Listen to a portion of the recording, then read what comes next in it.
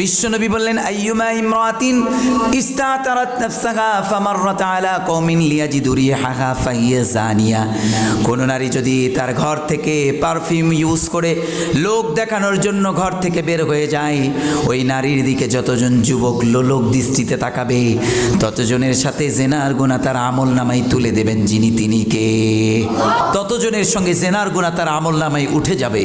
এজন্য প্রিয় ভাইরা, কখনো কোনো নারীকে পর্দা ছাড়া বের হতে দেওয়া যাবে।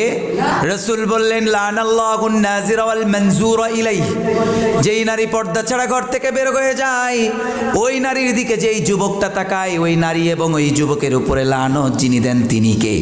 তাদের উপরে গজব পাঠিয়ে দেন যিনি। আওয়াজ করে বলেন তিনি কে।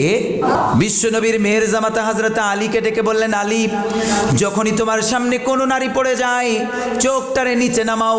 লোয়ার ইউর গেজ বলেছেন মুহাম্মদ সাল্লাল্লাহু।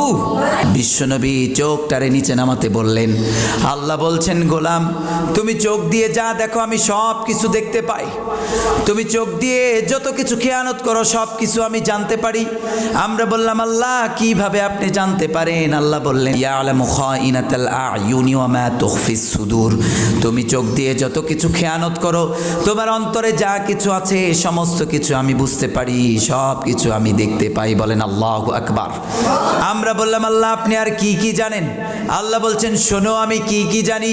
ইয়ালামু মা বাইনা আইদিহিম ওয়া মা খালফাহুম ওয়া লা ইউহিতুনা বিশাইইম মিন ইলমিহি ইল্লা বিমা শাআ। আল্লাহ বললেন, আমি সামনে পেছনে অন্ধকারে আলোতে সব জায়গায় আমি দেখতে পাই। আমরা আলো ছাড়া অন্ধকারে কখনো দেখতে পাই না।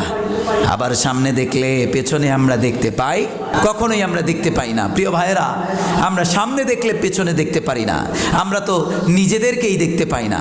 বলেন তো আমাদের পেটের মধ্যে কি চলে, পেটের মধ্যে কি আছে আমরা কি বলতে পারি? আমরা বলতে পারি না। পেটের মধ্যে কি চলে জানে না কেউ, পৃথিবীর কিন্তু জানে একজন, তিনি কে। এজন্য সব সময় আমরা চাইবো কার কাছে?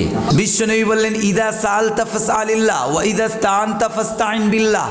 যদি তোমার সাহায্য চাইতে মনে চায় তাহলে সাহায্য চাইবে একজনের কাছে, তিনি কে? তাহলে সব সময় চাইবো কার কাছে?